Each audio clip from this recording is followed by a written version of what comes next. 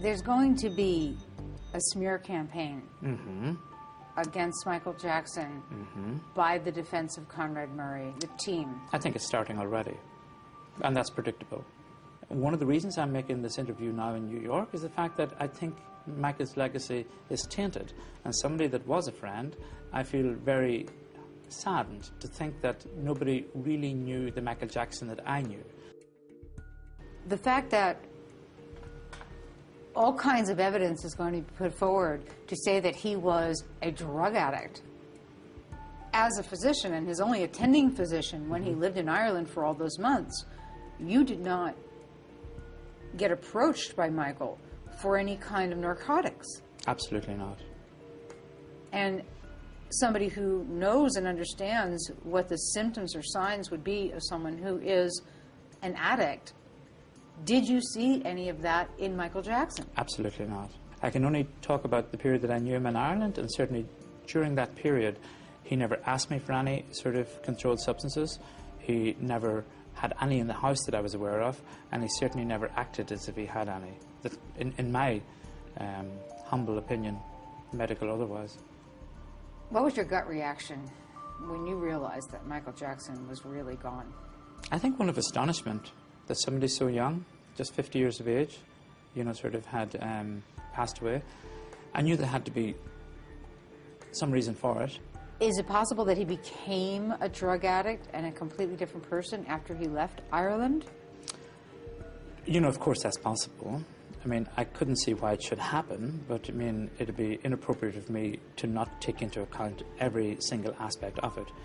And the autopsy report says Michael Jackson was basically fine all the way around, other than something to do with his lungs that had to do with a bronchial condition.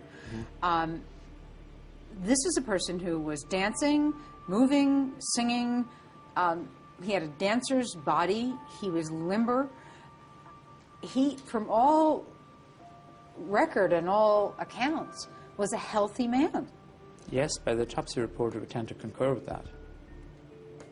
And certainly,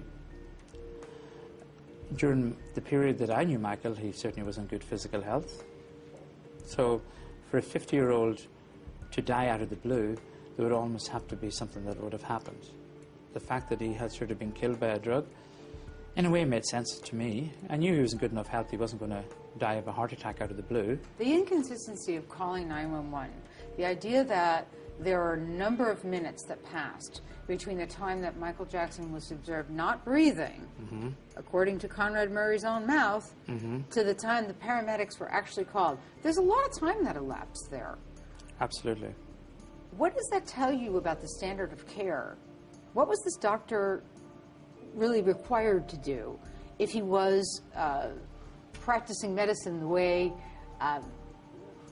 we expect a doctor to practice medicine? I suppose we don't fully know the circumstances surrounding it, and will probably come out in the court. The guard who appeared first on the scene in Michael's bedroom described Conrad Murray as performing CPR with one hand. Is that even logical?